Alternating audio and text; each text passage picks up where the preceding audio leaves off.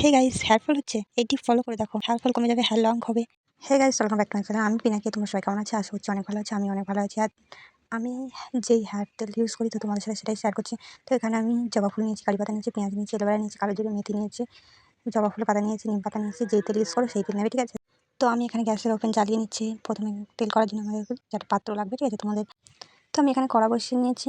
কড়াটা গরম হয়ে গেলে আমি তেল দিয়েছি। তো এখানে তেল গরম হয়ে গেছে, তো আমি একে একে সব কিছু দিয়ে দিচ্ছি। তো তোমরা চাইলে একসাথেও দিতে পারো।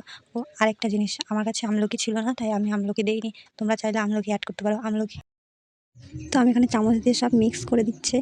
আর আমার তেলটা বানাতে ঠিক 30 মিনিট টাইম লেগেছিলো। তো তোমাদের বেশিও লাগতে পারে, কমও লাগতে পারে, কিন্তু 30 মিনিট টাইমটা নিয়ে করো, ঠিক আছে? তো তো আমি তোমাদেরকে বলছি, তেলটা বানানোর সময় একটু টাইম নিয়ে করবে, তো তাতে ভালো হয়।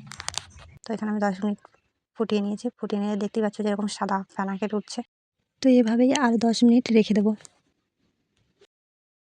তো 10 মিনিট পরে তেলে যখন হয়ে যাবে তখন দেখতে পাচ্ছি এরকম সব শুকিয়ে যাবে আর খুব সুন্দর একটা গন্ধ বাড়াবে। তো এখানে তেলটা ঠান্ডা করে আমি বাটিতে নামিয়ে নিচ্ছি। তেল বানিয়ে ইউজ করে দেখো, অবশ্যই হেয়ার ভালো, মানে হেয়ার ফল কমে যাবে, হেয়ার লং হবে। তো এরকম ছেঁকে নিয়ে তোমরা চাইলে কাঁচের জারে রাখতে পারো। তো আমার কাছে কাঁচের জার নেই, তো আমি বোতলেই রেখেছি।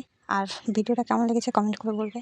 আর ভালো লাগলে একটা লাইক করে দেবে, সাবস্ক্রাইব করে দেবে এরকম আমার ভিডিও দেখার জন্য।